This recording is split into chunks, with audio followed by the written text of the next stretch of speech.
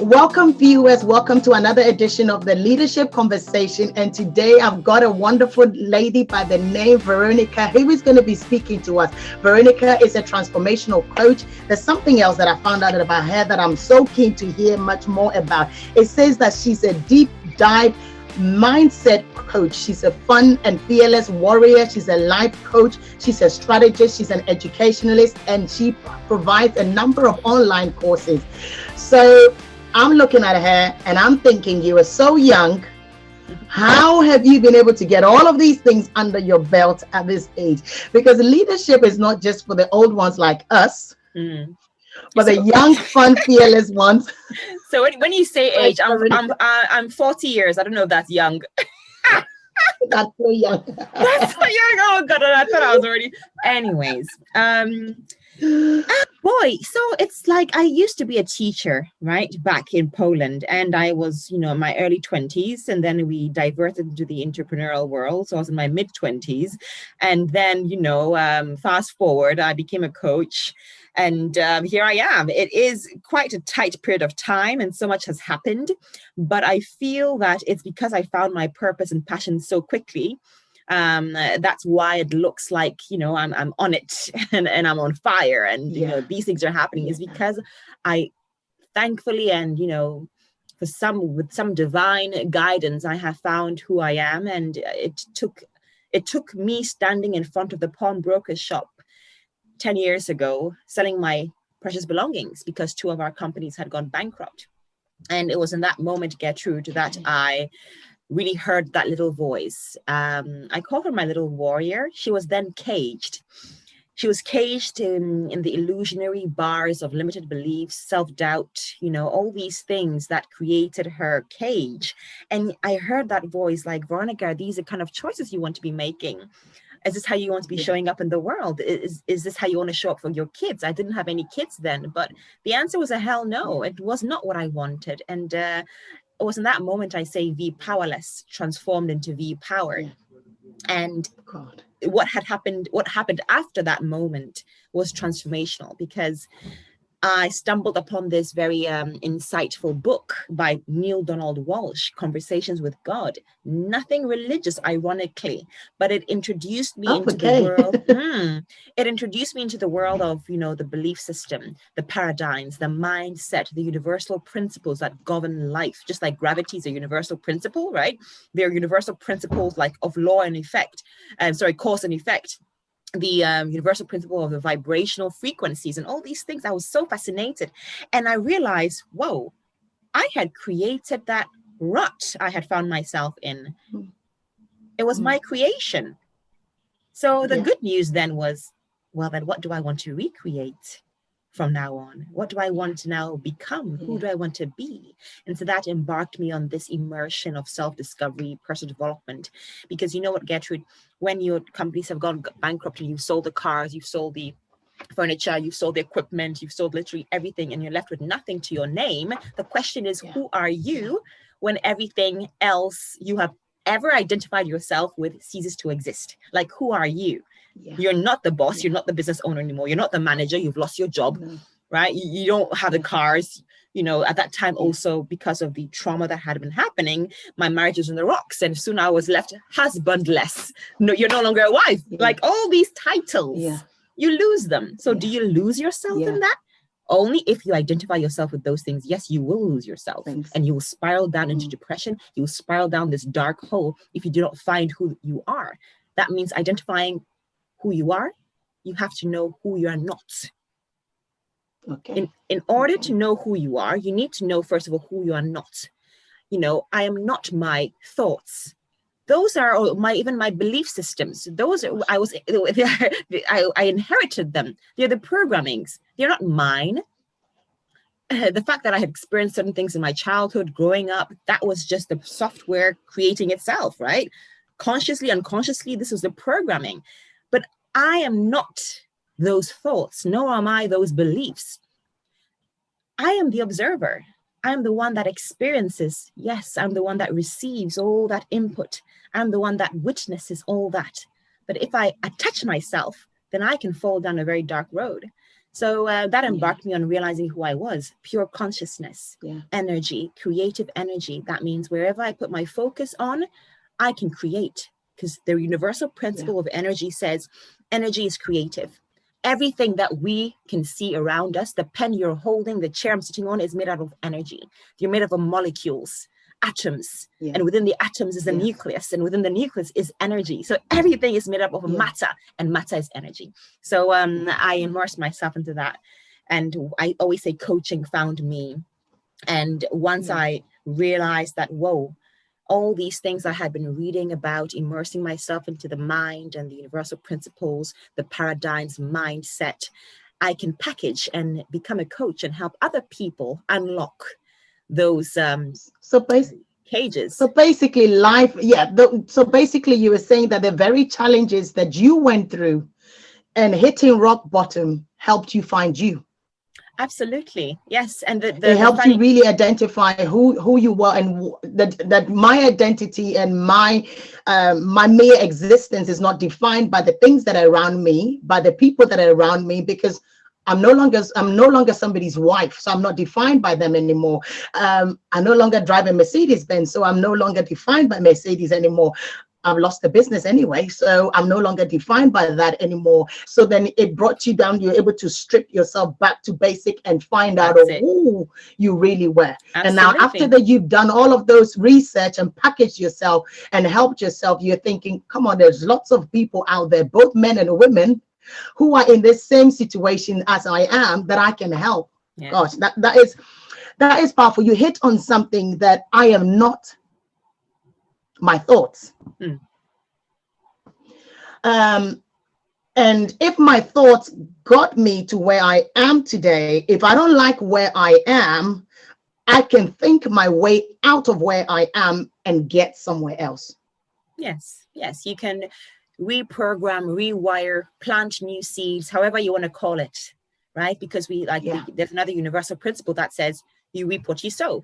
That's a universal principle. Nature knows it. Mother Nature has taught us that very clearly. So yes, and that requires changing the programming. Imagine you are sitting in the high seat of consciousness and you are watching a TV show. The TV, you see a television, and imagine the olden days, the television, right? They had this box behind them, right? Big, and the wiring, the wiring is our psyche. That's the mind. It is all a mixture of all the experiences you've ever experienced. It's like a code, a software. Like you've experienced a snake. You saw a snake somewhere down the road. You had a terrible experience and you resisted it. There's a coding there. Next time you see a rope, even you jump, because there's that code in that snake. So, because that is a programming. So can you imagine all these years of living and experiencing the kind of software and the connection and the neural paths that have been created? And now you sitting in the highest seat of consciousness, the observer, the witness, the experiencer, pure consciousness, you're watching this screen. If you don't like the film you're watching, then you need to go into the box and master it and now, shift some wires here and there. Wow. So is this what you talk about, or this is what the deep mindset coaching is about? Is coaching people out of the current mindset that they're in to get them to where they need to be? So when I finally became a coach, right, Gertrude, when I, trained to become a coach, that was another journey on its own, because coaching is an art. And the mistake I made very early in the beginning was thinking that as a coach, my sole job was to, unlock potential and help people achieve their goals and all those things. That was my skill. And I did that. That was the deep dive mindset coaching. But what I forgot, or what I kind of ignored, was my gold dust. I call it the gold dust effect. That was all my experiences, all my stories, who I used to be, right, before I became a coach. And how can I use that along with my coaching skills to be more targeted in the solution that I'm offering the people? So the deep dive mindset coaching is a big part of what I do today, which is the online course creation, right? I help other coaches. Unearth your gold dust through a deep dive experience, plus my teaching skills. I told you I was a teacher. Over 10 years, I had been creating courses. I have been creating program development schemes and all these things connected with courses and lesson planning. So I packaged that, and now I help other coaches and consultants unearth their gold dust and package it into an online course so that they can further have a powerful ripple effect on their people, on their tribe. Because coaches struggle, and I feel we need more coaches out here. We need more light workers. There are people that want to make a difference in the world. There are people that want to change something. They've been through some form of experience, and now they want to give back to the world. But sometimes, especially online, they lack the clarity on who exactly their tribe is. They lack clarity on what their voice is, and they trying to become this impression of what a coach should be or shouldn't be or look like or whatever, right? And they get lost in this really wide, vast ocean of the online world. So I help them find their voice, unearth their gold dust so that they can find their spot in that ocean and then dive deep. Help them find their uniqueness, because as you said, we all bring different things to the table. So I don't need to copy you. There's something that I've got a different story that I can tell that somebody needs to hear it. So then you help. Oh, that's great. So you are not necessarily for individuals. I'm sure maybe you might do individuals, but you are now moved up to another level and trying to get other coaches and mentor them to be able to, wow. That is amazing. That is amazing. The deep dive you mentioned is a big part of what I do. And it's funny because not all my clients are into course creation. I'm not helping all my clients create courses. There are some clients that I have that I only do deep dive mindset coaching, right? But I felt that, how do I have a greater impact in the world? How do I make a massive difference? If I could help other coaches, then if I've touched their lives, then they can touch other people's lives. And there's a much powerful effect. So that's why I chose to up level and coach other coaches, unearth their gold dust. The deep dive mindset coaching, I work with other individuals, mainly creatives. They're creating something in their lives. They're creating a new business. They're creating something powerful. They have these projects.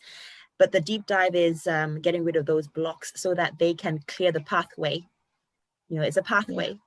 And that's what the deep dive, because I know that creation happens 2 times. Creation happens twice, in the inner world before the outer world. We cannot create without creating first within. So that's the principle I use around the deep dive.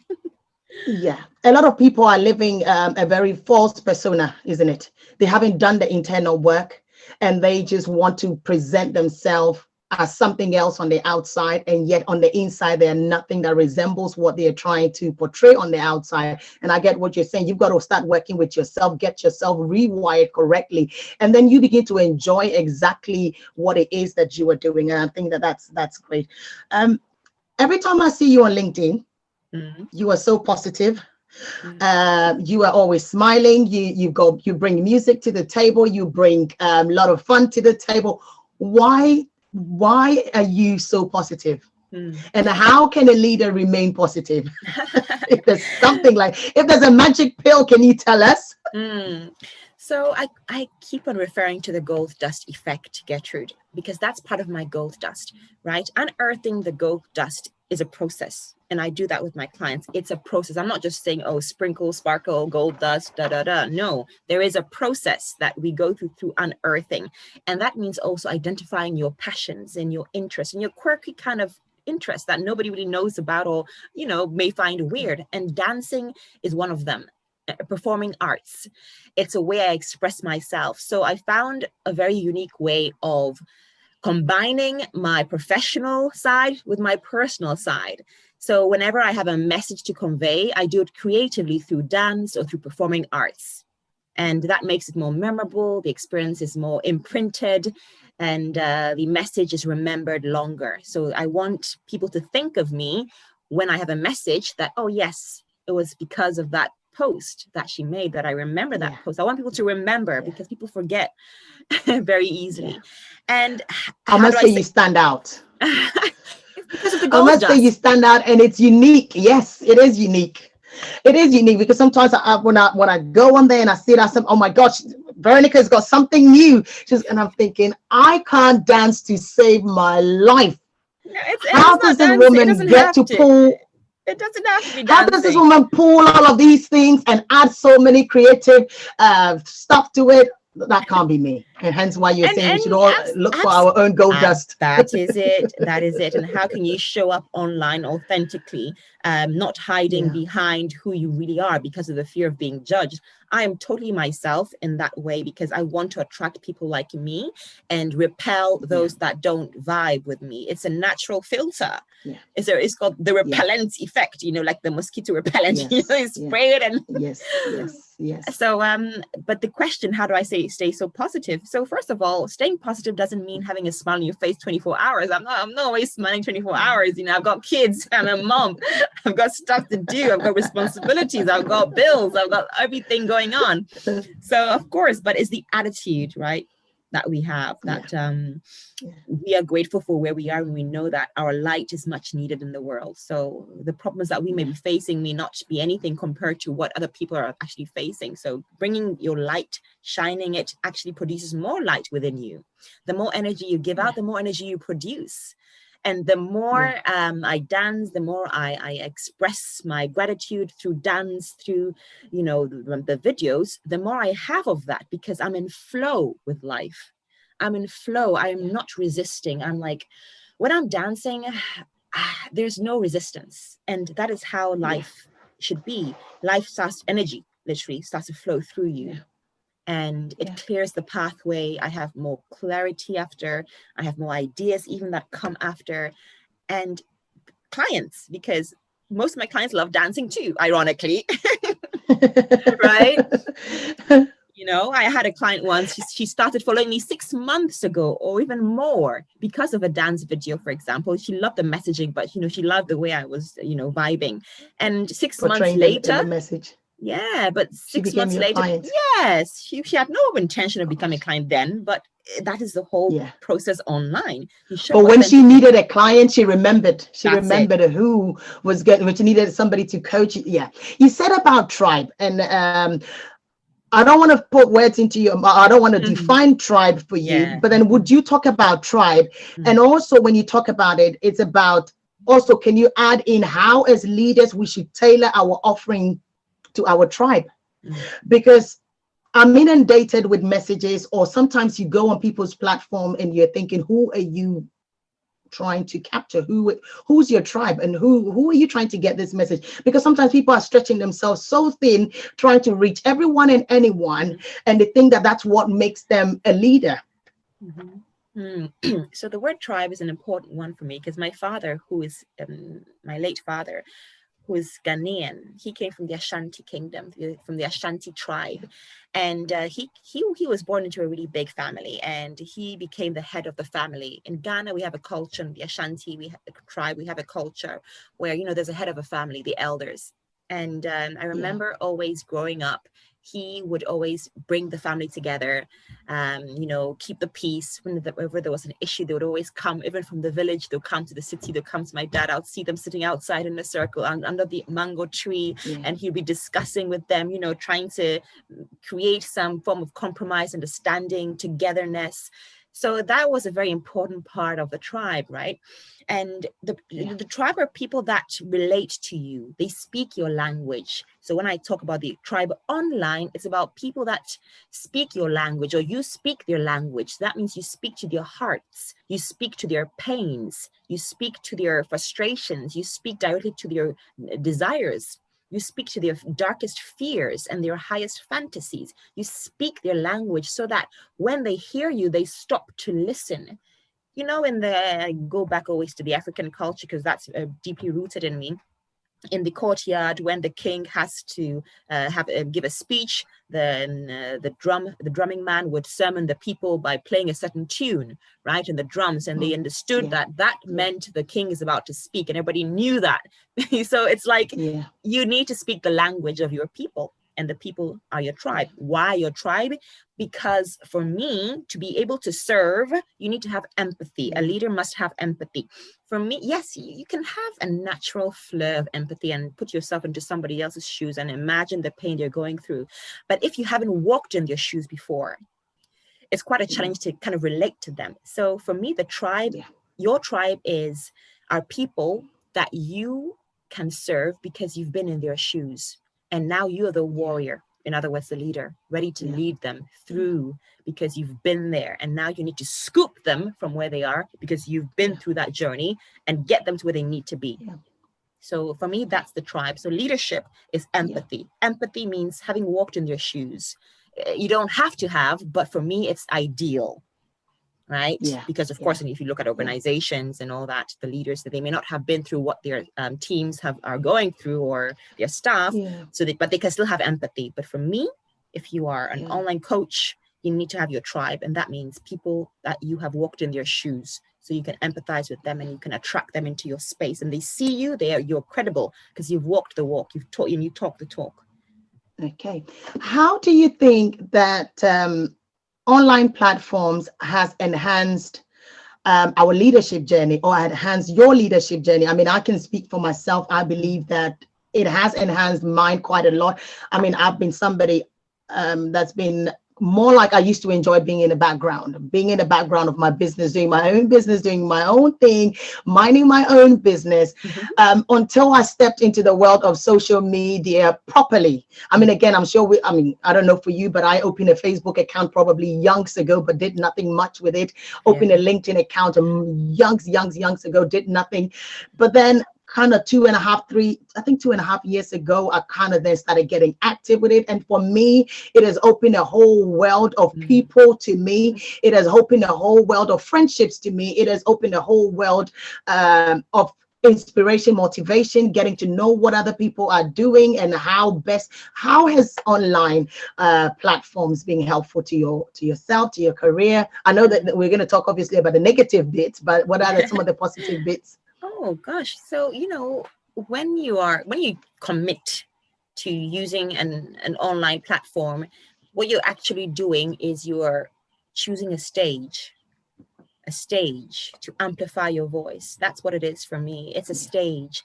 We all have our stages, and we have a message to impact, a message to inspire, a message to transform. So we use the stage as a way of amplifying our voice. So for me, having that stage of a platform, in this case, LinkedIn, has really allowed me to reach my tribe and attract them towards me by showing up authentically, of course, but showing up with clarity and showing up with focus and showing up with, like I said, the language, the message. I remember 5 years ago when I started off on online, I started with the Facebook. I didn't have the clarity then, so I kind of left it. And then 4 years ago, I went onto LinkedIn. And in the beginning, it was all about inspiration, the inspirational messages about the mind, about, limiting beliefs and all that. The message was there, but I felt I wasn't quite sure who I'm talking to. Like we all need inspiration. Yes, we all need confidence and these things, but I wasn't quite sure who is, there are different types of people. So the messaging wasn't so amplified until I really focused on, I'm going to help coaches create their online courses. And I realized that was a powerful way to show up online, because then my messaging was very clear. And when that happened, my business grew. Like it 10x'd, because now you have a message that has an impact. What do I mean by impact? I want you to imagine a nuclear bomb. Yeah, a bit drastic, but a nuclear bomb. It's not too big. If you have a drone can literally direct it to hit the X. Just that point is like a spot X, and that bomb drops on the X, and look at the impact it makes.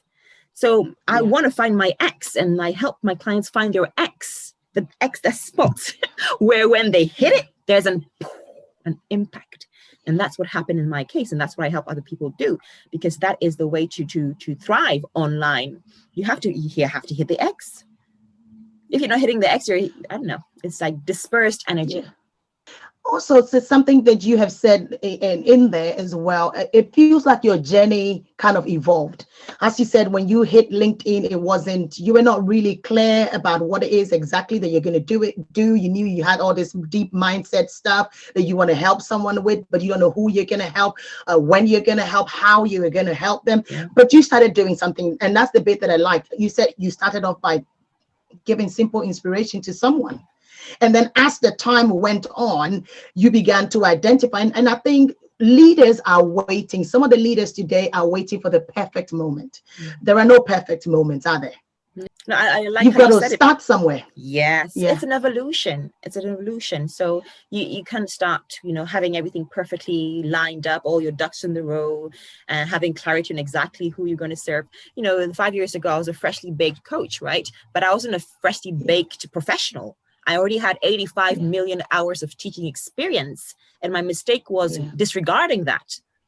That was my mistake. I just buried that past. I didn't want to remember it. If I was even embarrassed, like a teacher, teacher, like, who are we? There's so many different ideas and opinions about teachers. Yeah. So I buried that. So as a leader, if you want to make an impact, or as a coach, especially, or a consultant that wants to make a difference in the world, just, if you're not sure, start with just your voice. What do you have in your mind? What inspiration do you want to give that day? Start sharing your story. And it comes with time. Clarity doesn't come with only thinking. Clarity comes with doing. Yeah. And also, am I all right in saying that no experience is wasted? Because that's the theme that I'm getting through from you. The very experience that you think is a wasted experience is the very, very thing that somebody needs to hear. Sometimes as leaders, we think that the people should only see this beautiful part of us and getting it all together, and I've figured it all out, and I've got my stuff together. That's the message that some people think that as leaders we should be passing on. But then also being able to be vulnerable, being able to say, look, I've been there, I've done this, I've made mistakes, I've made errors. I mean, I was talking to a friend of mine who is in the healthcare industry like myself, and I just accidentally made a phone call to her, and I just asked how business was going, because she's 2 years into it. I'm 13 years into it now. And when I asked her, she said a few things, and I was able to say, look, I gave her quite a lot of advice. I said, do A, B, C, D. She goes, oh my God. I said, yeah, you've just saved 10 years. I said, I wish. Yes. I wish when I was starting out, I found someone to tell me this. But then I may look back and think those experiences were not the best. But today that experience was helpful for someone. So I get phone calls all the time. And you can tell what's going to work, what's not going to work. So like you said, every experience is relevant. Good, bad, ugly. It's relevant. Let us keep it. There's somebody out there that needs to know that that experience was hard, and this is what you got out of the experience. So yeah, thank you very much for sharing that. As leaders, how do you think that we should present ourselves online? I know you've said one thing: we should be authentic. We should try and appeal to your tribe. But again, what else can you add to that? Because I see leaders on there sometimes using their platform to divide, using their platform to distract, using their platform to pick holes at others, using their platform to be a negative voice. How would you advise that as leaders? Because we've got the group of people that I'm trying to get this message across to, some of them are not leaders, they are aspiring leaders. So how should we use our platform and our voice? So first of all, you need to find that voice, because sometimes when you look at the online world, and not everybody's speaking in their own voice. You're using somebody else's voice, right? You're showing up as somebody else, or you're kind of hiding behind the curtains on who you are. So using your voice really means detaching yourself from the stories and using them now as an instrument to inspire. Your stories are tools. They're instruments now that you need to repurpose and make that impact. So being true to yourself and showing up as a leader online requires that you know who you are. It always boils down to that moment of knowing who you are. Too often we're trying to be somebody else, and we see this on social media with the young ones, right? They see this is what's trending. They see this is what people like a lot. They see this is what's popular. So they try and impersonate those traits and not being themselves. And that is killing their soul, because behind closed doors, when nobody's looking, they hurt, they're in pain, they're alone. So it's really about knowing who you are, your values, what you want to stand for, what you want to represent, and what you want to be known for. identify those things, right? We never ask ourselves those questions, and parents don't necessarily ask their teenagers those questions, but the young adults who are aspiring to be leaders, they need to really sit down with themselves, or have mentors, or have a circle, or follow people that they admire, and in a way that is inspirational. So really finding out who you are, identifying your values, what's important to you, what do you want to be known for? Is this what you want to be known for? What you're doing, what you're following, how you're showing up? Is this what you want? Is this the legacy you want to be leaving? Yeah. Because online, once you're online, you're not going anywhere. You're online. Your video stays there, right? You can even delete it, but it's still there somewhere. So yes. So if there is anything that you are going to be ashamed of, it's something that you should not be doing. So answering the question, it boils down to being truthful to yourself and knowing who you are, your values, what you stand for, what you represent, what you want people to know you for. I kind of saw on one of your videos that you were making your way to Ghana. Am I allowed to ask what's up in Ghana? Yes. So I remember, this was 2 years ago when my father passed away. I remember when we were at it was called the viewing, right? Thank you. With the viewing, and he was dressed up in this traditional kente outfit with jewels all around, and he looked like a king at peace.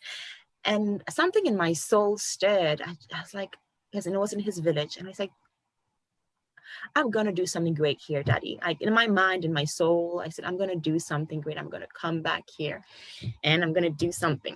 And wow, I've never really, it's a bit emotional, sorry. But it was a promise. No, it's fine.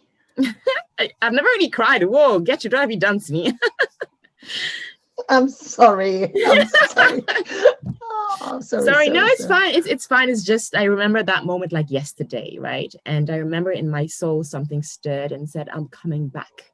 I'm coming back to the village Titrifu. That's the name of the village. And I'm going to build something here. I'm going to do something. I don't know what it is yet, but I'm going to do something. So that was a promise that I made that very moment in that viewing. And so when I came back to the UK and, doing my business and all that with the gold dust, I was like, I want to take the gold dust effect back there.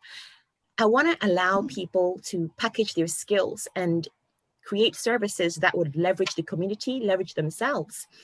Because I noticed everybody is about creating a shop or setting up a shop, a convenience store. That was very popular back there in Ghana, like the next convenience store on every roadside. It's very popular there. But the skills, yes. So the skill side. So I was like, I want to start the Gold Dust project back in my father's village, starting with there, using their stories, their skills, their talents to package into services that they can now leverage their communities and eventually, who knows, the country. Let's think big, why not? So I was supposed to go there in March before the COVID hit. I had my ticket booked, everything. I was even learning my Twi to polish it up a bit, because I know in the village they speak English. But I think I saw one of your videos. You were learning Twi. Yes. I think was it your nephew that was helping you out? Yes. My I didn't know why, but yeah. So that was the whole point, right? But because of the lockdown, so I said, well, I'm going to learn the Twi. I'm still going to be in contact with the people. So that is the project. So it's now at the ideology stage. It's an idea. I haven't had a chance to go there yet, but it's something that I visually see happening, going back and giving back to the community.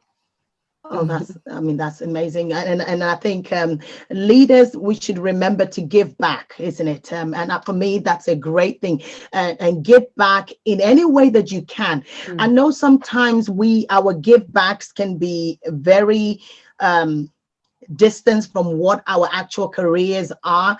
But I like what you're doing. You are giving back what you know, your own expertise, what you know.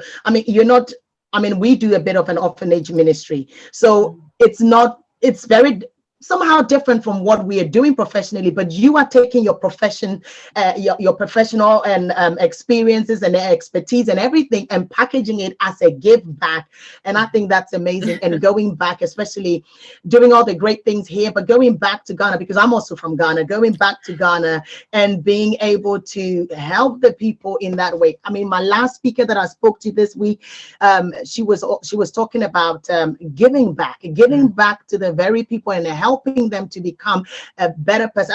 She says, I don't want to feed somebody for one day, but I want to be able to teach somebody something that helps them feed themselves or helps them to be able to lift themselves from the places that they are. So I think that's a very good give back that you want to do. And I pray that it is going to be very successful. And a few years from now, me and you would have a great catch up, and it has worked. Yes, definitely. And it has worked. My next visit, I'm definitely going to visit the hometown. Yeah. Oh, okay. Thank you very much for that. What one word would you give to an aspiring leader? What one word would you, or not even one, it could be two or three. What do you want an aspiring leader, somebody that's sitting there and contemplating, should I not, should I not, or somebody that has a vision? God has given them a vision. They have a vision of something that they have to do, but they're thinking, I'm not confident enough to do it. I don't know if I should, or society is against me. What is my mom going to say? What's my friend going to say? What's my husband going to say? What's my this and that going to say? What advice would you give them? Yeah. Start by identifying your gold dust, identifying what skills you have, identifying what, career experiences you have had, identifying what talents you have. What do people usually go to you for help? Identifying your passions and your skills and your talents. That's the gold dust, right? And your stories, your experiences, your triumphs and the failures and the problems you have faced and you have triumphed through. Identify all that. And then identify the problem that you want to solve in the world. What change do you want to see in the world? And now how can you use that gold dust to solve that? And just start from there. So start with your goal. That's identify what that's made of. Identify your problem, or not even a problem, but really what change do you want to see in the world that is relevant to you, of course, right? There are many changes we want to see. I mean, we want to see, a green world, and we want to see the ozone layer kind of, all those things, but that is relevant to you. It's important. And then how can you use those skills, those talents, or those experiences that you've triumphed through to solve that problem, and start taking the first little action towards that. If it means making a phone call, if it means researching the topic, if it means talking to somebody who's already in it, if it means, doing some research, or if it means just sitting there and meditating and marinating all those ideas, do something. Towards that. Do something. That's the whole thing. Do something. A lot of people have got a lot of dreams that is just buried. They just sat there with their dreams, not really doing anything. Occasionally they will talk about it. Some people can talk about their dreams even much more than the action, and it's still not going anywhere. I mean, I used to have an uncle who would say that, when I'm rich, I'll do this, and I'm like, it's been 10 years, it's been 15 years, you're still saying the same thing. Go and get the riches and do those things that you claim that you want to do. Veronica, I'm so grateful that you joined me today. I'm really, really pleased, because I believe that the message that you brought out is going to help someone. So if someone is looking to train to become a coach, or wanting to get more information about what you do, how can they find you? Apart from me saying go and find Veronica on LinkedIn, there's one person that has a lot of sunshine in her background, or has a lot of smile on her face and really rocking the moves with an African lingo in the background. Okay, so if you are somebody that wants to make a difference in the world, somebody that wants to have an impact, you have so much value to give, but sometimes you doubt yourself, you're not sure what the first step is, I really encourage you to visit my website, vpowercoaching.com, right? Or, visit me on LinkedIn. I'm very active there. That's like my third home. Where's the second one? Where's the second home? Poland. Okay. Poland. Yes. Because first one was Ghana, then Poland, because my mom is Polish. Yes. And so that's that.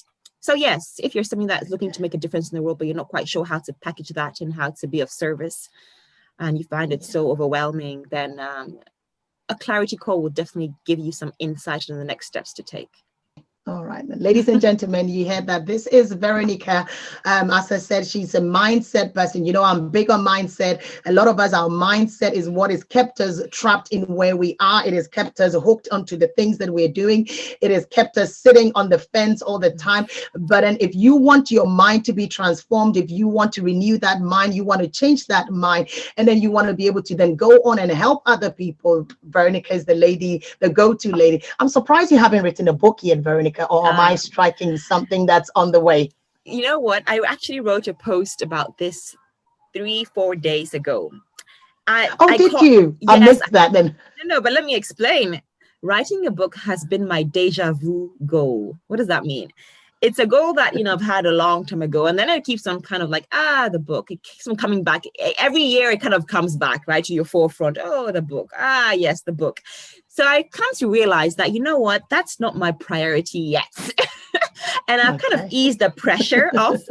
Right now, what I want to do is focus on the Gold Dust project. I have other things in my mind. So the book will come when I feel that it's a priority and that, yes, okay, it's something that I can dedicate my time to. And really, because it is definitely something that you have to dedicate to be committed to the whole process. But it has been an idea. And when the time comes, you'll be one of the first to know.